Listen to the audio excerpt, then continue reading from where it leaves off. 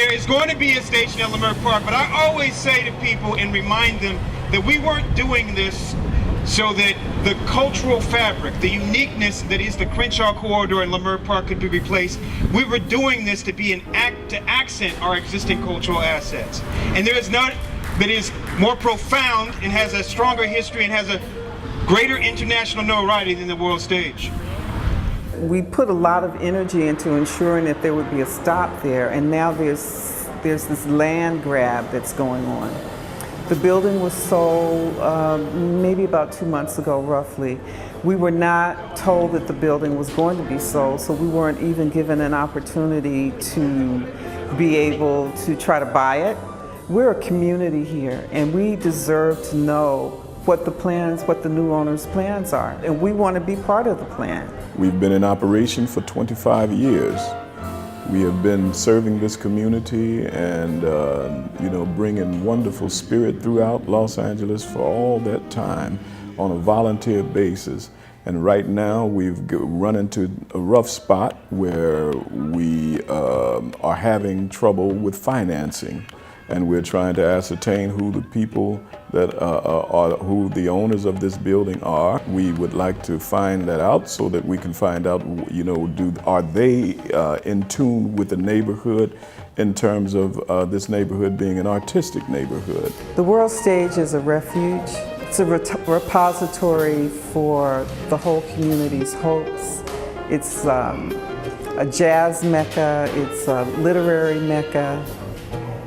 It's a healing place. It's the heart of this community.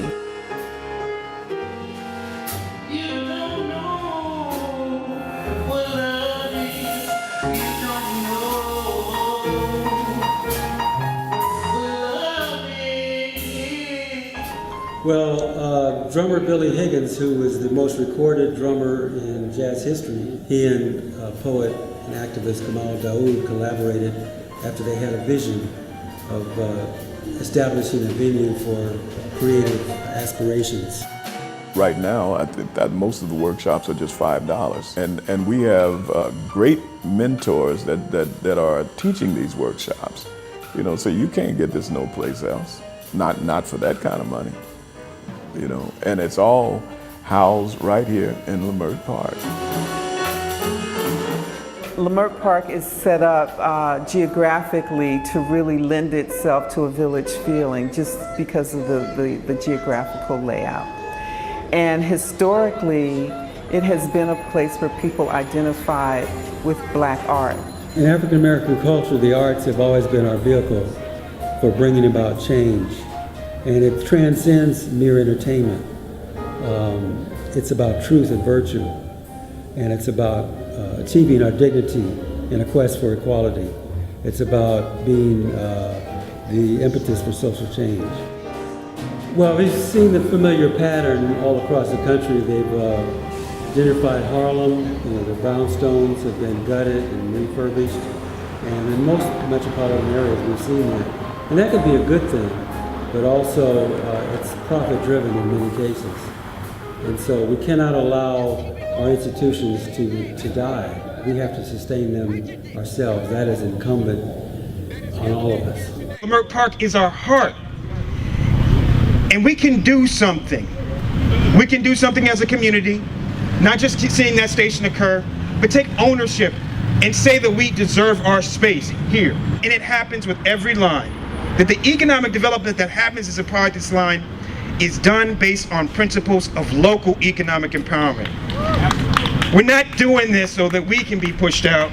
We're doing this so that the dreams, so that the opportunities that have been talked about in this community can be realized for us.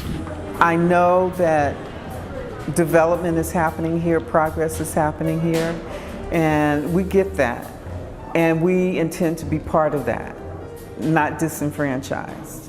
We have spent the cultural capital in this community to build it. We have a right to be here. The community wants us here, and so we will be here. The line itself is going to be a positive thing, but we cannot have that at the expense of losing our institutions. So we cannot compromise on that. That is non-negotiable. We cannot allow that to happen. There's an African proverb that says, after the players have dispersed, the fool learns the game. Well, we're not the fools. We know what's around the corner, and we're prepared to fight it to the end.